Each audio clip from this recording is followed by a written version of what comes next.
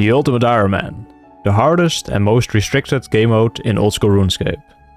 No banking or trading other players. And after claiming the world record for fastest maxscape on a main account, I decided to step it up and speedrun max total on an Ultimate Iron Man. Just me and my inventory in a race against the clock. And the goal? 99 in all skills before the timer hits 2000 hours. This is the Ultimate Iron Man maxscape speedrun any %. Welcome back gamers to the UIM speedrun, where I try to max this account under 2000 hours or 83 days of playtime.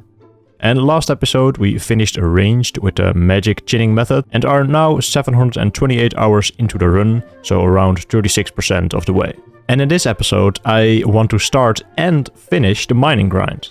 And to do that I'm going to do 3 different mining methods, so let's prepare for the first one. And quick update on the runner seeds from Sepulcher. I have farmed pretty much all of them during the chinning method when I had to wait.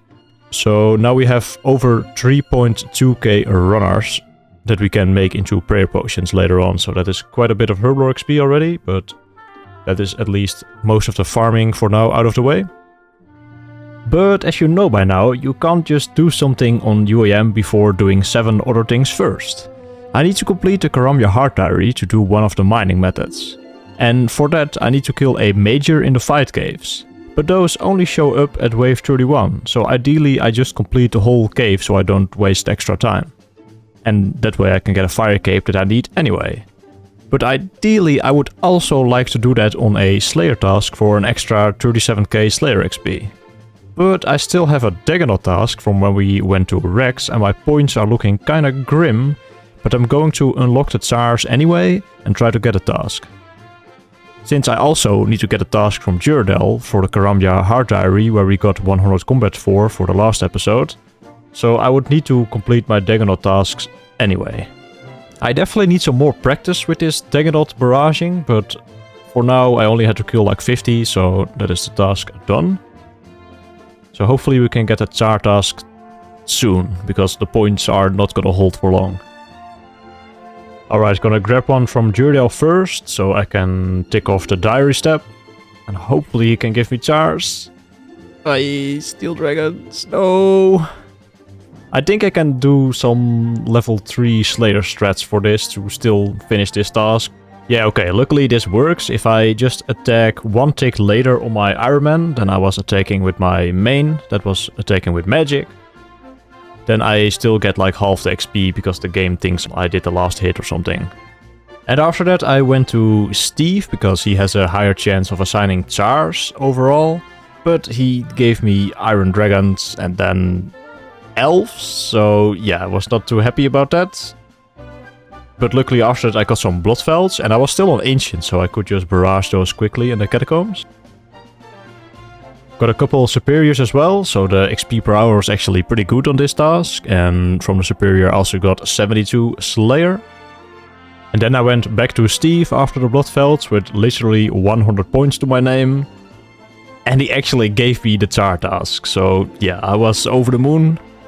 Very happy with this, so I can finally get my fire cape efficiently. Buying a crystal bowski for the fire cape. And also killing a bronze dragon for a diary step as well for the Karamja. And killing 5 red dragons so I can make myself red d'hide. So that goes along with my Slayer helm. Because otherwise I was going to use Void if I didn't have a task. But now that I do have a task, red d'hide it is. So this is our inventory and gear. Got 2 ranging potions and a few sand fuse. And a little bit of food just in case I do some trolling. So yeah, we're in the caves now. And it should be a piece of cake honestly, with 98 ranged and on a task. And I did a practice run before on my alt to see if there were any things I had to worry about. But honestly this is just not very difficult. So hopefully you can get the cape in like 50 minutes, I think. And that's the Heart Diary step done and the diary completed as well. And I'm using the FC Spawn Predictor plugin, so I can see the tiles where the next wave is gonna spawn. That's actually super helpful. And I'm using the plugin called Ground Entity Hider to make the floor like all black, because the other like normal floor kind of hurts my brain. This shit is actually so easy compared to like Inferno.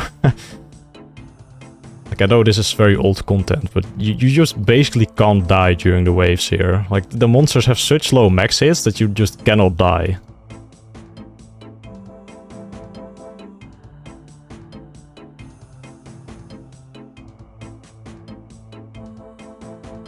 Oh, oh! Holy shit! Alright, I was almost very, very stupid there. Jesus! Holy fuck, almost made a very big fool of myself there. If I died there, holy shit. Luckily I didn't die, so now it's time for a jet.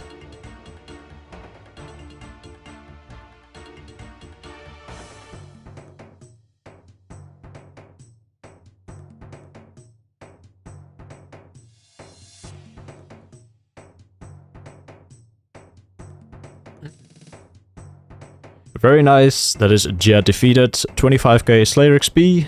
Unfortunately didn't get the sub 50 I was hoping for, but 52 minutes and 7 seconds is a decent enough time. And now we have the Fire Cape and also a Elite Karamia task. But killing doesn't stop here, I also need to kill a Zulrah for the Western Provinces Heart Diary. And since I still have my Crystal Bow on me, I thought it would be a good idea to do that now. I did a couple practice runs as well on my alt, because it's been a very long time since I killed Zulrah. But it seems like the melee rotation is gonna be the best bet, since I kinda know that one still a little bit from memory. Oh no. Please be kind! Spec!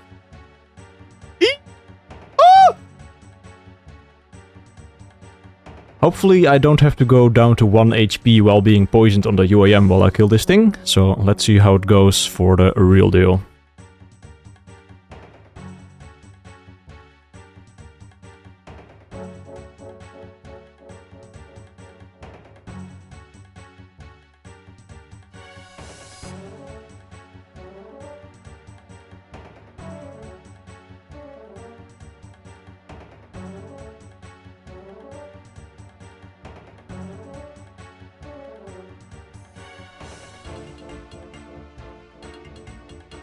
Not even close. 2 food left and a 3 minute and 46 second kill. I wouldn't say that's too bad considering the shitty magic gear.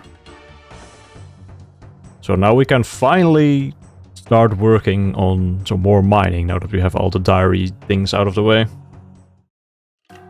First we do a little dyeing to make some more space. Then grab a mahogany log. And buy an adamant pickaxe. And make our way over to everybody's favorite content, star mining. Is that a tier 1? Holy entity hider. Ah! My ears! Well, that was quite a welcome to shooting stars. But of course I'm not going to do this for XP, but I do want to buy the Celestial Ring for the +4 passive mining boost. I'll be 1.5 ticking my way to 2000 dust, and with the new updates to stars it makes them a lot easier to find the tier 1s, so it should be a fairly quick grind. And about 3 stars and 38 minutes later I got 2000 dust. Actually XP rate not terrible, 36k an hour. And now I'm gonna buy the ring. And let's move over to the second mining method. And the second method is Motherlode mine. Wait, what? What is going on? First doing stars and now Motherlode mine? I thought it was a speedrun. Well, in order to train mining in the most overall efficient way on Ultimate Iron Man, I need to get something from Motherlode mine first. And no, it is not Prospector, because that is never worth getting unless you go for post 99 XP. And it's also not the coal bag, because why would it be the coal bag? But it is the gem bag, costing 100 golden nuggets. And normally this would take like 8 hours at my mining level, but did you know that you could also tick manip in Motherlode mine? So in order to do this you need to use an adamant pickaxe, that is very important. And pickaxes are different from axes when it comes to their tiers. With woodcutting, a rune axe is just straight up better than an eddy axe because it has a higher success rate. But with mining, every pickaxe has the same success rate, but they have different speeds of when they can get a roll from the ore. So a rune pickaxe is 3 ticks and an eddy pickaxe is 4 ticks. And this is also the reason why you can do stuff like 3-tick 4G just fine with a bronze pickaxe, because the 3-tick herb Tzhaar action bypasses the 8-tick cycle of the bronze pick. Okay, but how does this work in Motherlode mine? The veins here also have arrival delay, just like other mining rocks, meaning you can receive a double roll. Just like how 3-tick 4G and gem mine works. The thing that is different at Motherlode mine is that after a successful roll you get stalled for 1 tick. And when you fail both rolls, you don't get stalled. This creates an awkward timing and makes it not predictable.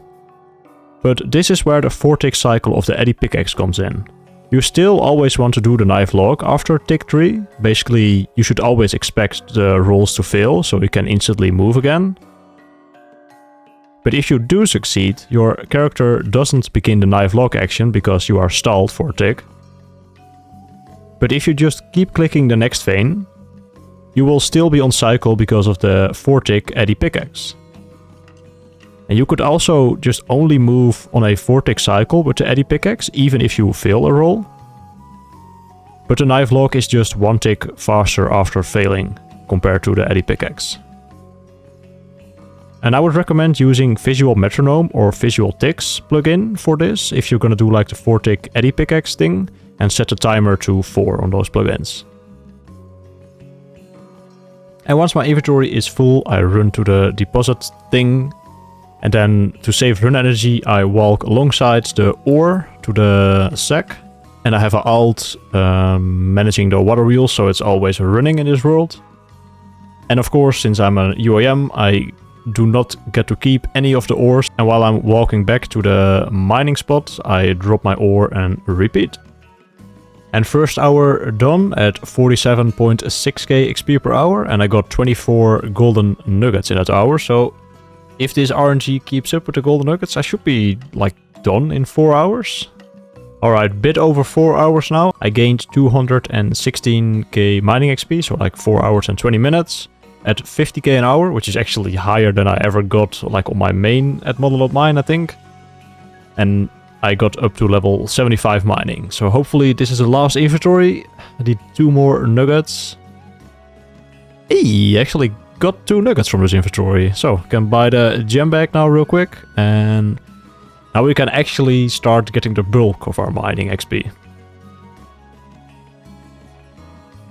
Almost done prepping, just need to collect my Karamya Heart Diary reward so I can teleport to the gem mine. And the XP goes on Herblore of course, and now we can start gaming. This is going to be my home for the foreseeable future. Important to note here, that is my current playtime and EHP, because this method alone is probably gonna save me a lot of hours. And I want to see how much time I actually gain at this method in particular. So starting at 737 hours in-game time, and we are currently at 770 HP with 1923 total. So let's see how this is gonna go. The gem mining isn't exactly the crazy thing here. It is, however, slightly better than granite before level 90, I believe, since the success rate is actually super high already at lower levels compared to granite, and the XP drops being pretty much the same. Normal accounts do have a lot easier time here as they can just bank the gems at the deposit box, but yeah, all my opals, jades and red topaz hit the floor real quick at this place.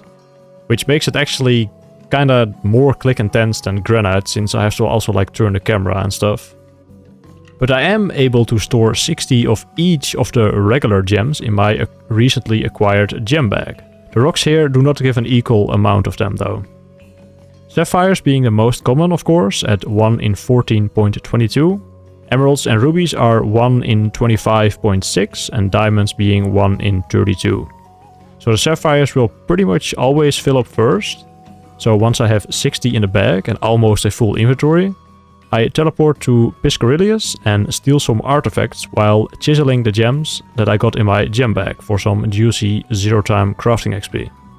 But yeah, once again, back here at Artifacts, it is just too good to not do, and it's also a lot of fun, so no squirking on the speedrun, sorry guys.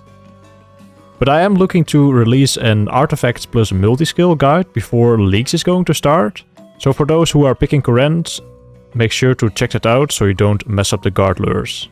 And of course, it's also for those in the main game, but I think a solid guide on this would definitely be appreciated by some people. Because the amount of times that I have to redo a guard lure when I log in the next morning, it's quite ridiculous. But it looks like after like 60k mining XP, I fill up my gem bag, and from like chiseling all the gems, I seem to get like 11-12k crafting XP. And it takes me like 7 or 8 laps of artifacts, which is like 30 to 40k at the higher levels, so should be decent gains in all the different stats. Okay, I've changed my setup a little bit for the gem mining, since I was getting a little bit tired of all the manual camera turning, and because of JCW's gem mining guide, I also started using the camera points plugin, so every time I click one of the tile markers with a number on it, I press a key on my keyboard, and then the camera turns so I can like continue mining without having to do it manually, and that is actually super nice for this method. I was gonna record 85 mining, but we missed 85 mining. Anyway, 85 mining. But we do not miss 85 thieving. And 82 crafting a couple seconds later. And a new improvement I made to the method is keeping my diamonds that I have at the end of the artifacts in my inventory. I just like normally would have dropped those, but I'm just keeping them now because I can just elk 1 diamond per lap of gem mine.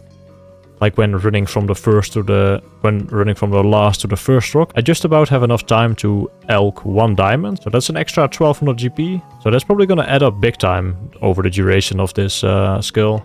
That is some extra money that I didn't calculate for, so that's good. Almost 5 million XP in the mining skill.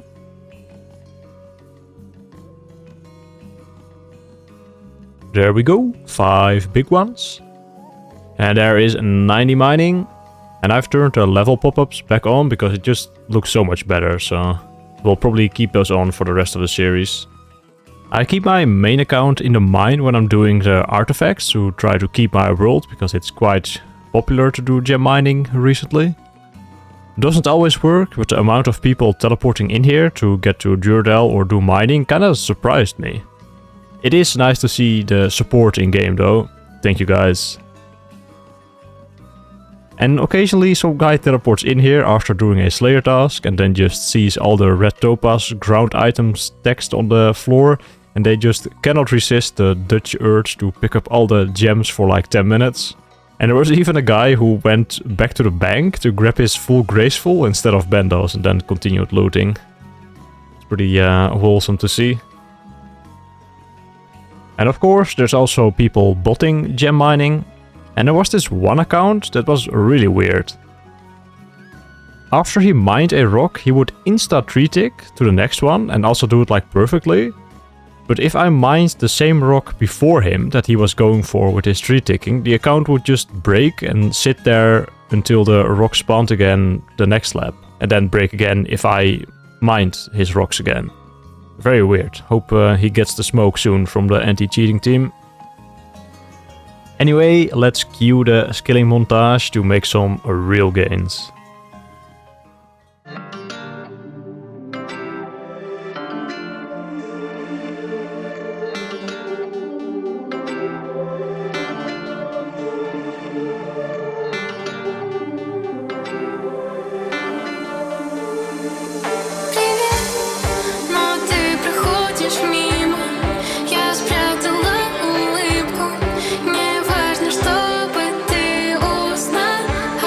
Секрет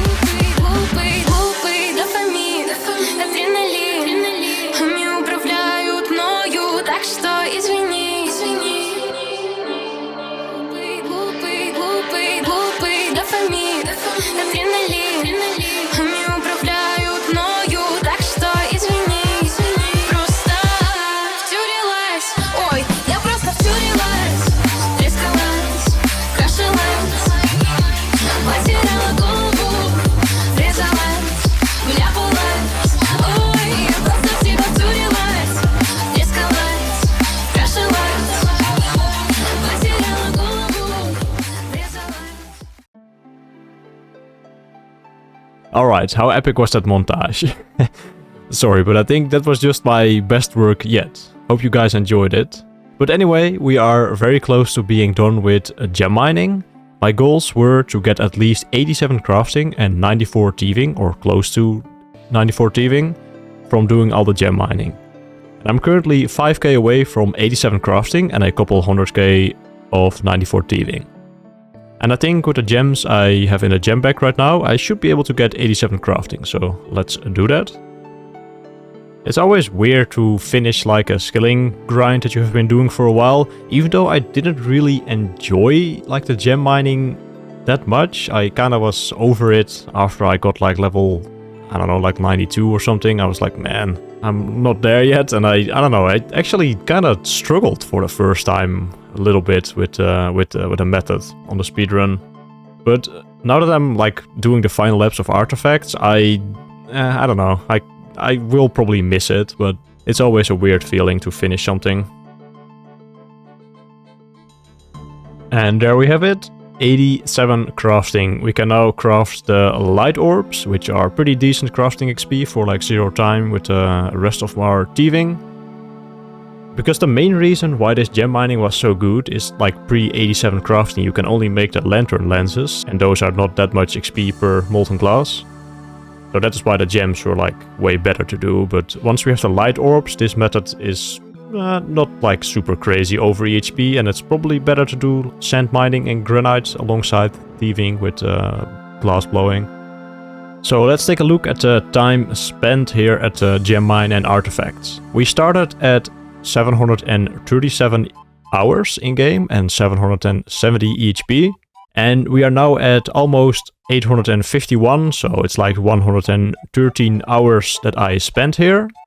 And in those 113 hours we have gained 143 EHP, which comes out to a 1.26 EHP per hour for all of the hours. So we gained 30 hours from just this like grind, so that is actually really good. Because at first I was only 33 hours ahead, so we pretty much almost doubled our lead in terms of playtime versus EHP. So yeah, really happy with the results for this. And for the rest of the stats, there is not that big of a difference. Only pretty much gained mining, crafting and thieving XP in this video.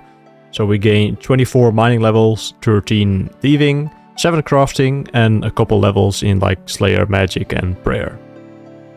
But the total is actually getting really close to 2000 now. I think in the next video we might be able to get 2000. Depends on what I'm gonna do though, but I think 2000 is gonna be in the next video.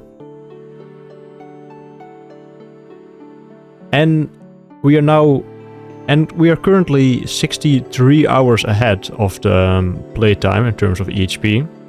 And if you guys remember at the start of the series, I said I wanted to complete this in 2000 hours. And the EHP that is currently on Temple for a Maxscape on UIM is 2066 hours. So being 63 hours ahead, we pretty much have to get 1-to-1 for the rest of the account. And then we already complete our goal. So that should be doable, I think. And I'm just gonna push the time as low as I can to maybe get a sub 80 days finish. But we'll see how that's gonna play out, which is 19-20 hours or something. But yeah, that was it for today's episode. I'm gonna prepare for playing leagues a little bit, so keep an eye out for that. And as well, a shout out to my Patreon members. I don't really advertise my Patreon that much, but I do have one, and I very much appreciate those who support me on that. And yeah, take care everybody, and I'll see you guys in the next one.